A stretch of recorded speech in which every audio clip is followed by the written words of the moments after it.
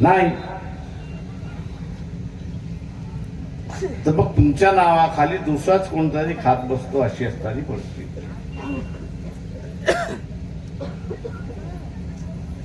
मला आव्हान आपल्या सगळ्यांना राहणार आहे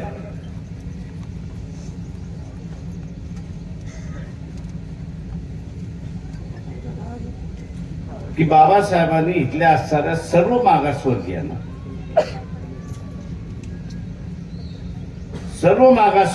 लिहायला सांगितलं होतं. काय लिहायला सांगितलं होतं की मी माझ्या मुलाला शिकवेन,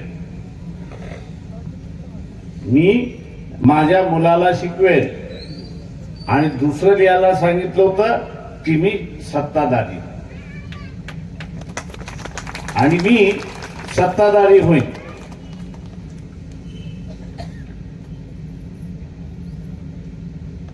आता आपण काय म्हणतो, आता मोदक सर उभं राहिलेले शहराचे अध्यक्ष.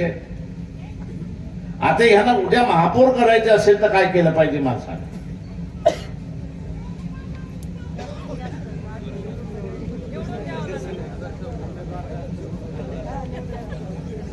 आता नगरसेवक जास्त निवडून यावे लागतील तर फुले शाहू आंबेडकरी विचाराचा जो माणूस आहे, मतदार आहे, त्याचं 100% मतदान झालं पाहिजे की नाही. नाही तर आपण काय म्हणतो, जाऊ दे काय होणार आहे, माझं एकच मत आहे. 100% मतदान जर आपण केलं तर पॅनलच्या पॅनल निवडून येता अशी असणारी परिस्थिती.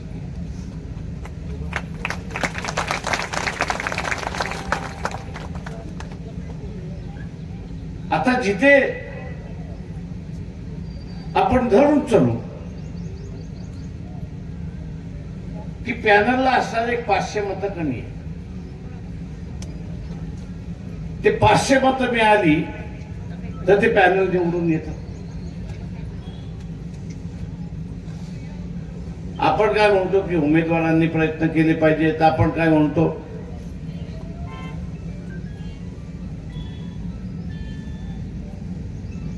बाबासाहेब काय म्हणाले होते की इलेक्शन हे लोकांचे इलेक्शन हे लोकांचे इलेक्शन.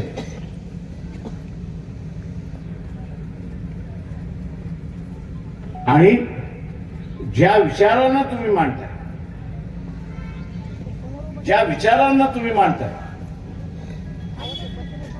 त्या विचारांची माणसं त्या सत्तेमध्ये गेली, तर सत्ता त्या विचाराप्रमाणे चालते. आज भारतीय जनता पक्षाची सत्ता आहे, RSS ची सत्ता आहे. त्यांनी 1950 साली सांगितलं की आमची त्या दिवशी सत्ता येईल त्या दिवशी आम्ही संविधान बदलू. आणि आज आपण बघत असाल करोडो रुपये ते खर्च करतायत.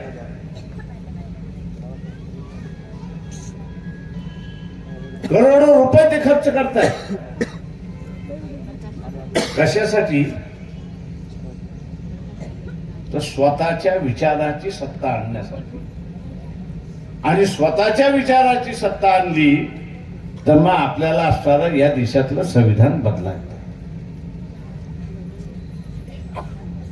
मी इथल्या असणाऱ्या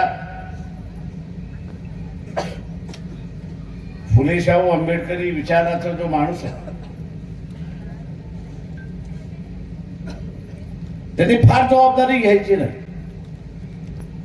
त्यांनी एकच जबाबदारी घ्यायची आणि ती म्हणजे एक मत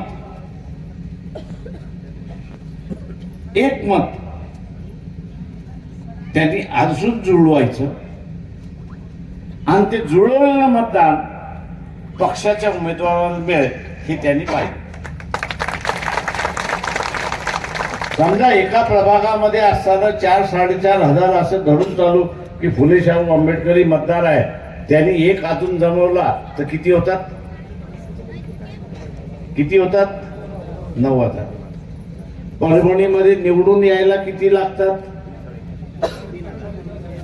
3.5 4.5. तुम्ही उमेदवार जिंकून आणला जिंकून की मुदतसर झाले माफ.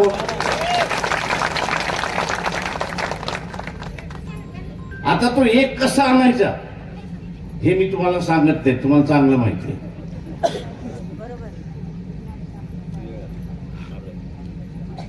त्याच्यामुळे ही सगळी जबाबदारी तुम्ही घेतली का? एक मत पक्षाला तुम्ही अधिक मिळवून, तुमच्यापेक्षा एक मत अधिक तुम्ही मिळवून दिलं असं वेगळं या धरू का? महिलांनी महिलांचं मतदान बघा, पुरुषांनी पुरुषाचं मतदान बघा. करोडो रुपये खर्च करू द्या तुम्ही, असणारा त्या करोडो रुपयावरती पाणी सोडून इथला असणारा एक नवा इतिहास या ठिकाणी घडू शकतो. एक नवा इतिहास घडू शकतो. आणि म्हणून माझं आव्हान आहे आपल्या सगळ्यांना,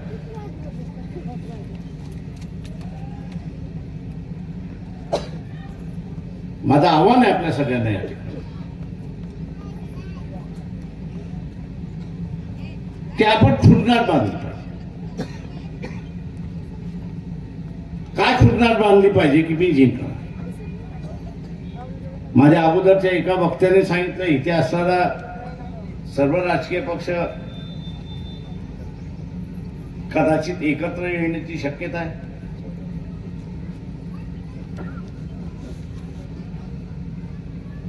शक्यता होऊ शकते, मी नाही म्हणत नाही.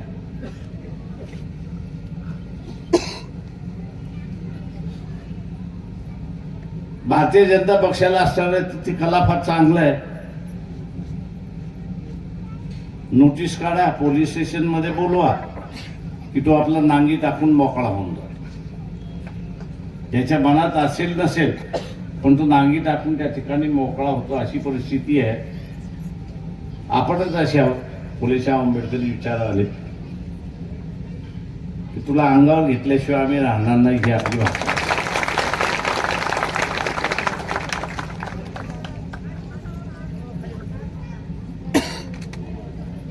आणि म्हणून एकंदरीत ह्या कालावधीमध्ये तुमच्या लक्षात आलंय का की तुमच्याकडे काय आलंय? म्हणून काळाच्या ओघामध्ये काय आलंय हे लक्षात आलं का?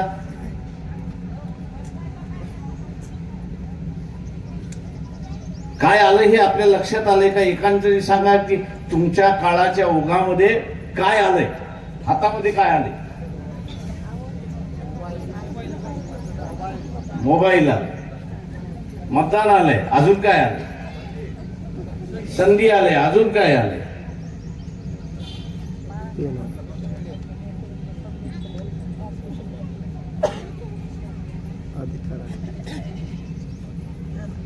फुले शाहू आंबेडकरी मतदाराच्या हातामध्ये, समूहाच्या हातामध्ये मानवतेची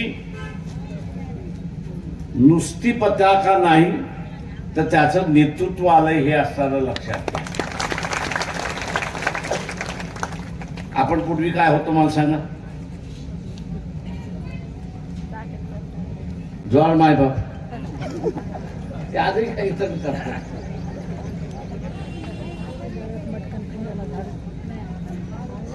आता बदल झाला आणि हा बदल आपल्या मधला दिसला पाहिजे, जाणवला पाहिजे. मी आता मागणारा नाही, मी देणारा तर आहे, पण त्याचं नेतृत्वही करणार आहे. हा बदल आलेला आहे हे लक्षात घ्या.